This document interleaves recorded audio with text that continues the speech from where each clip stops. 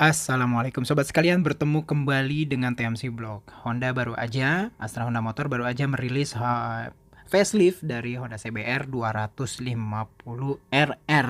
Jadi motor ini tuh dibanderol mulai harga 62.850.000 untuk on road Jakarta gitu ya, untuk versi standarnya yang namanya Black Freedom dan matte gunpowder black metallic gitu ya, sampai ada versi kayak SP gitu ya, dibanderol dengan harga 75.150.000. Dan juga yang paling mantep tuh ada SP Quick Shifter. Jadi ada quick shifternya teman-teman sekalian dengan harga 79.200.000. Wah, itu tuh yang quick shifter itu hadir, warnanya ada kayak red black gitu ya. Terus ada Honda Racing Red yang mirip kayak liverynya dari Astra Honda Racing Team, dan juga warna tricolor ya, tricolor yang seperti hadir di Honda CBR Fireblade. Nah, teman-teman sekalian, jadi pada dasarnya seperti yang sobat sekalian bisa lihat di video sebelumnya, itu kan CBR 250 RR itu kan sebenarnya ada juga beberapa perubahan gitu ya, walaupun memang secara ini kayak nggak kelihatan berubah. Nah, perubahan yang paling signifikan itu yang pertama ada di body-bodinya, body partnya ya, itu perubahannya jadi lebih lebar, dan beberapa part jadi kalau dilihat itu jadi kayak yang bikin dia tuh mirip dengan Honda CBR 150R. Nah, suspensinya juga berubah.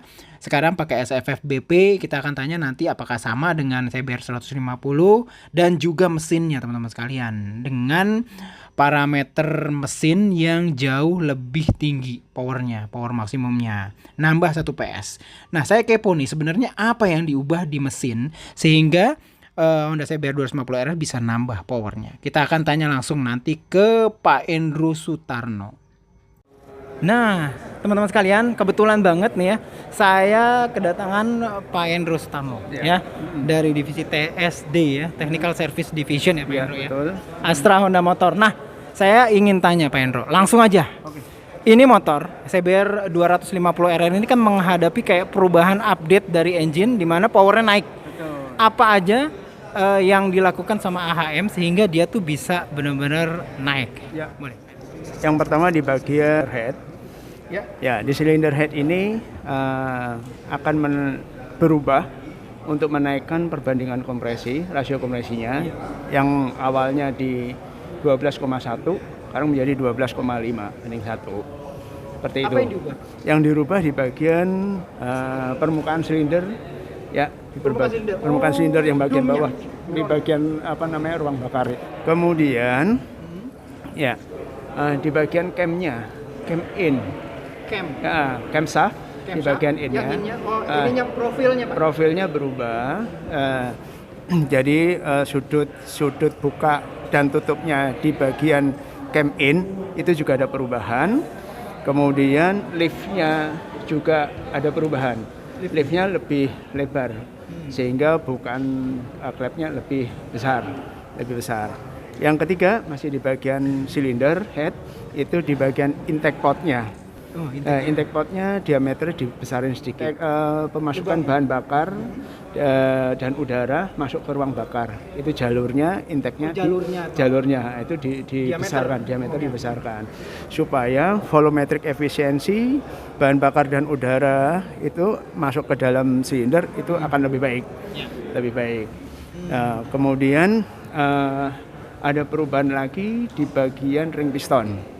Ring piston itu tekanan ring piston terhadap dinding silinder itu torsinya dikurangin ya, supaya tidak terlalu menekan dinding silinder yang bisa mengurangi friction ya, jadi mengurangi gesekan sehingga kinerja mesin akan lebih baik, lebih ringan. Dengan demikian di bagian crankshaft yang ada hubungannya supaya kinerja mesin lebih baik, lebih ringan, itu di bagian magnet flywheelnya, di bagian flywheelnya itu bobotnya juga dikurangin. Ya, flywheel yang ada sebelah kanan, sebelah kiri itu bobotnya dikurangin. Dengan jadi lebih mudah berputar, lebih ringan. Dengan demikian power maupun kinerja mesin jadi lebih baik. Terus didukung oleh perubahan transmisi. Perubahan transmisi dari gigi 1 sampai gigi 6 berubah semuanya. Rasio, Pak. Rasio, ya rasio, gear rasionya itu berubah dari gigi 1 sampai gigi 6. Bahkan final gearnya juga berubah. Final gearnya berubah juga. Jadi lebih ringan atau Lebih ringan, jadi lebih ringan. Yang tadinya di 14, depannya 14 Iya. banding 41, sekarang 14 banding 42. oh belakangnya Seperti, nambah ya. iya, seperti itu. Iya, iya, iya, iya. Bagian engine. Secara umum itu, Pak Hendro. Biasanya kan orang kan ngelihat biasanya orang ngelihat tuh kalau perubahan power itu kan nambah RPM. Karena kan power kan torsi kali RPM pada dasarnya begitu. Apakah ini begitu atau memang semenjak dari torsinya ditambah? Ya.